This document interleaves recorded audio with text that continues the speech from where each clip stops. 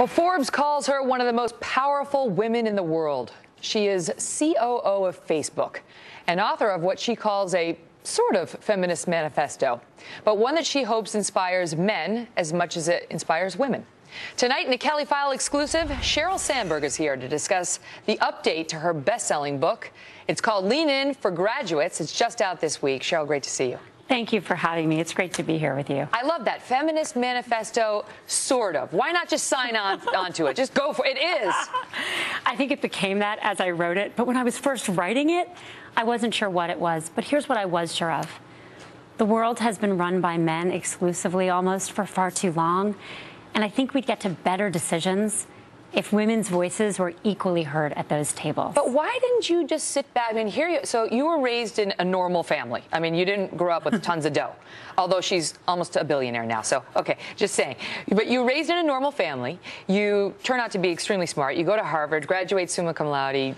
You go to Google, you go to Facebook, you rise up the ranks. Why didn't you just sit back and enjoy your money and your success? Why did you have to become, this sort of new age feminist?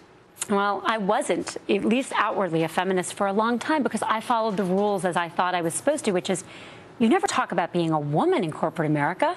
If you talk about being a woman, someone thinks you're whining or about to sue them. But I was watching, and you and I are almost the same age. I'm a little bit older than you are. I thought it was going to be equal. I came into the workforce. My peers were an equal number of men and women. But I looked above me, and they were all men. And I thought we would change that, our generation. And it didn't happen. Year after year, decade after decade, I looked around, and increasingly, I was one of the only women in the room, and now often the only woman in the room. And I think we can do better. I think our sons and our daughters deserve equal opportunity. I think we can work together to get to just a better and more equal world. Now, we had the president and some Democrats yesterday coming out and saying what we really need is to change the laws when it comes to equal pay for women because there is some disparity. The Labor Department puts it at about 5 or 6 cents on the dollar. Women make less than men. Do you think that legislation is the answer? Because in your book, you talk about how the threat of legal action tends to shut these conversations down as opposed to encouraging them in the workplace setting. I think there's a lot that can be done across the board. I think it's good that the president took some steps, but it's not enough. And in order to close the gap, we need all kinds of things to happen. We don't just need public policy reform. We need corporations to have the right policies and to be looking at how they're paying men and women. And we need women to be able to negotiate for themselves. Okay, but let's talk about that because the book that you wrote originally, Lean In, and now the Lean In for Graduates, focus very much on what can we do? Look inside yourself and ask yourself whether you are being your own best advocate. I mean, distill it down to its essence. What are young women supposed to be doing, and older women, differently in the workplace setting? Well, let's talk about the pay gap. Here's what young women should do, and it's in Lean In for Graduates. Young women come into the workforce. They're making less than men right out of college, and that gap continues. They need to negotiate for themselves, but they need to do it differently. When men negotiate for themselves, everyone's fine with it because we expect men to advocate for themselves. But when women negotiate, they can face a backlash because we don't expect it. So we have to do it differently. Kim Keating, a compensation expert, writes a great chapter in the new book. She tells women specifically things they can do. So, for example, use more communal language, we, not I. Explain when you're advocating for your own compensation. We need some more money. Well, here's a good example. We deserve some more money. Well, we do deserve it, right? But here's a good example. I think my boss would be onto that. Yeah. Well, we would like to sign a new deal. Well, here's a good example, and it works, and it's true. I think I need to get paid more. And I think I need to get paid more because not only is it important for me, but it's going to help me do a better job for this company. Because with the extra income, I will be able to... Okay, but let me dial you back before the negotiating table, because you write in your book, and I agree with you, that there's something that happens to us as women way beyond that moment we're in the negotiation that tells us to behave in a way that is undermining the result. Exactly right. Exactly right. All over the world, all over this country, despite whatever our different views are, our stereotypes of men and women are actually the same. We expect men to be leaders and assertive and ambitious and results-oriented. We expect women to help others, be communal, speak when spoken to. And it starts really young. And we want to be liked. We want to be liked, not necessarily respected. And we face a trade-off with that where men don't. When men are successful and powerful, they get more liked as they get more successful and more powerful. But when women get successful and powerful, they're less liked. So men don't have that trade-off. They can negotiate for themselves. They can become CEO. And you've seen it in your role at these, in very powerful positions at very big companies, you talk about women not taking a seat around the table. They're literally sitting behind the seats that are at the table. And women, and you talk about the research they need to do about the company that they're at and the salaries that people are making. So you go in there and you say, look, this is what I need to earn. This is what I deserve. You have to take control of your own situation as opposed to sitting back and waiting for somebody to come in and fix it for you. That's right. And as a woman, you have to be smart about it. This is what I deserve. This is why it's going to help me and it's going to help you so that we can change those stereotypes. But they exist in so many forums. I mean, you took some criticism earlier this year for a campaign you unleashed called Ban Bossy, because little Sheryl was called bossy, and it had a negative connotation. What's wrong with being bossy, right? But it did, and it affected you. You say it still sticks with you, and people didn't like this campaign. They thought it was too myopic. They didn't want you to ban things. They wanted you to be more inclusive. What say you? Ban Bossy was a really important program with the Girl Scouts, and it's getting to a really critical issue, which is that by middle school, more boys than girls want to lead. And if you ask them why, the girls don't want to lead because they don't want to be disliked and they don't want to be called bossy. So we worked with the Girl Scouts and we put out leadership tips for parents, for managers, for teachers, for Scout leaders, and for girls, some of whom are 6 and don't really have the option of reclaiming a word.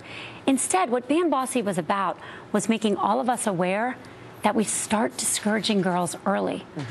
I tell parents, don't say your daughter's bossy. Say instead, your daughter has executive leadership skills. Right. But it's so far beyond that, though, because when I saw the campaign, I understood, they were saying, who cares if you say bossy or not? Right. Okay. But it's so far beyond telling little girls they're bossy when they're strong. That's right.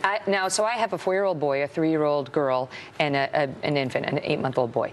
And the superheroes, for example, that are out there. I actually asked my team to pull a couple of examples just to make the point.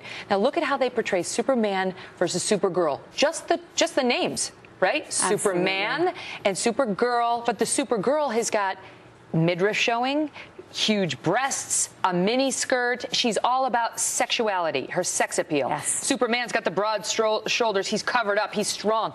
That from 3 years old, That's Sheryl. right. That's out there and in our kids' heads. No, that's right. I mean, there was a hospital in LA. They had little, doctor uniforms. For the boy, green scrubs, future doctor. For the girl, pink scrubs, future nurse. These messages are starting early. And what Ban Bossy is about is making us aware of these messages and changing them. So I'll give you an example. By middle school, parents have higher leadership aspirations for their sons than their daughters, and they talk to their sons differently about their future. Most parents, when they think about it, have a lot of leadership aspirations for both of their kids of different genders. So we tell parents to be aware of that. For girls, what's happening in classrooms is when there's group projects, girls are doing more of the work and boys are getting more of the credit. That'll feel familiar to women in corporate America because that same pattern persists into the workplace. But I'll tell you, what I liked about your campaign, the Ban Bossy thing, the one thing that appealed to me was you had people from both sides of the aisle in it. You had Condoleezza Rice, you had Kelly Ayotte, and then you had, Beyonce, who's a Republican supporter, and other Democrats. Who's a Democratic supporter, and other Democrats. So it was bipartisan. I think one of the problems that has stalled the feminist movement, the women's movement, what have you, is that many people on the right perceive it as too strident and too uninclusive of the way they view the world. And the poster person for this has been Gloria Steinem. Now, I know you cite her in your book and you like her, but she has been very critical of women like Sarah Palin and Michelle Bachmann. She said they're women only a man could love. And that's been a turnoff to women. How are you approaching this issue in a way that would be more inclusive? If we want to get to equality, and I think we have to get to equality, it has to be all of us. Men, women of all different races, background, and political views working together. When we founded Lean In, the foundation I founded along with the book, our whole idea was to build an online community inclusive of anyone. We help women or men, anyone's welcome, form circles, small groups that meet, think 10 people once a month to lean in together.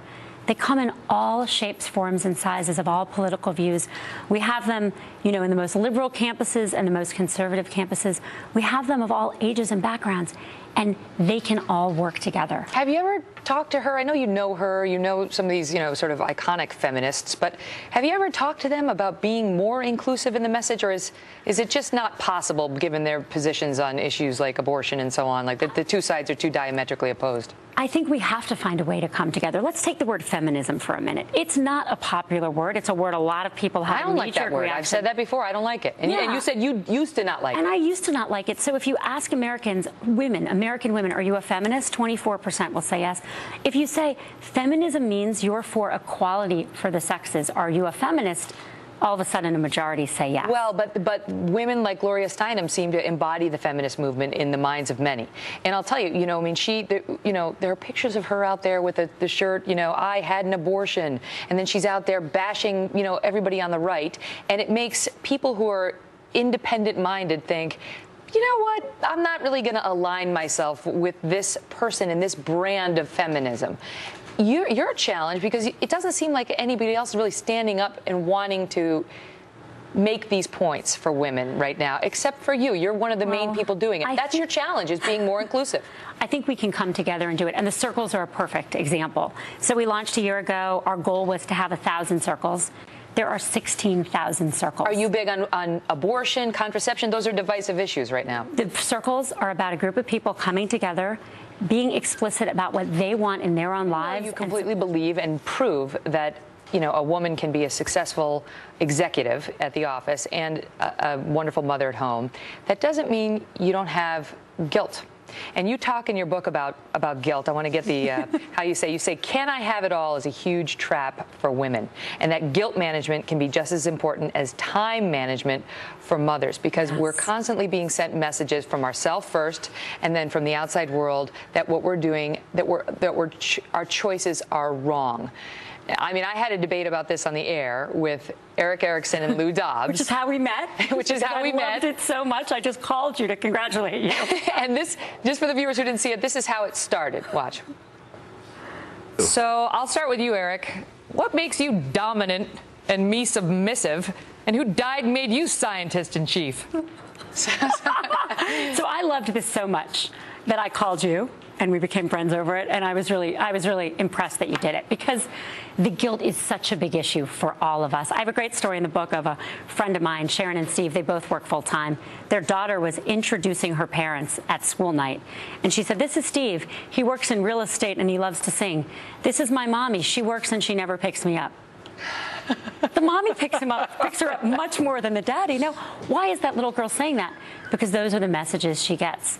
Now, that doesn't mean people shouldn't stay home. It's very important to work at home and raise children. It just means not all of those people should be men, and right now it's 4%. Yeah.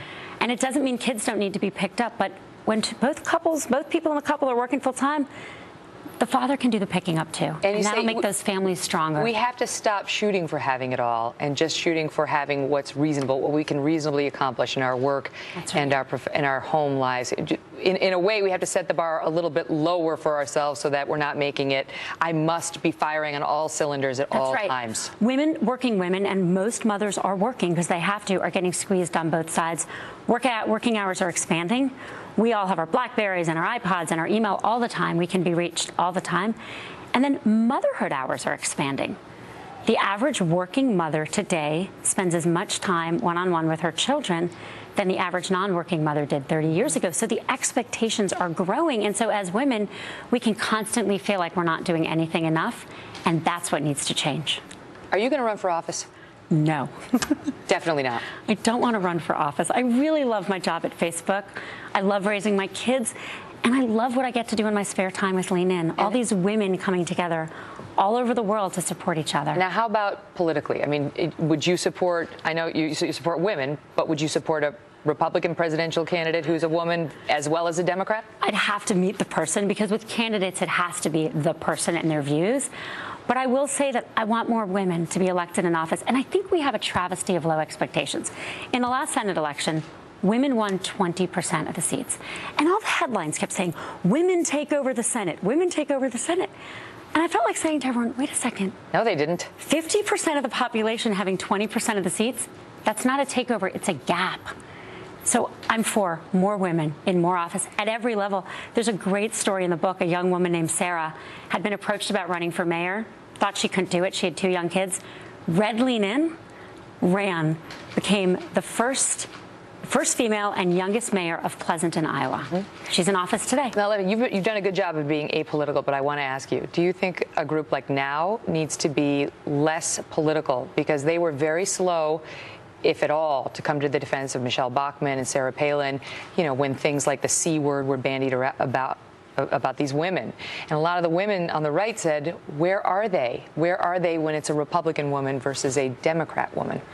I think one of the problems we have as women, and it actually goes to female-run institutions, is we want all women to speak for everyone and cover everything. Well, they're called the National Organization for Women.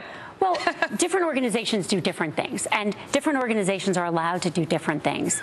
You know, at Lean In, what we've really focused on is building a community and an inclusive community of people that come together, and I think that's really important. Tomorrow, I'm going to the Naval Academy. And with the person running the Naval Academy, Admiral Miller, we're rolling out United States Naval Academy Lean In circles and hoping that not just women join them, but men. And that's something that's really exciting for us. Sheryl, it's great to see you. Thank you for having me. Great to be with you. Congrats on all your success. Thank you. Congrats on yours. All the best. Well, there's much more of this interview, and you can find it on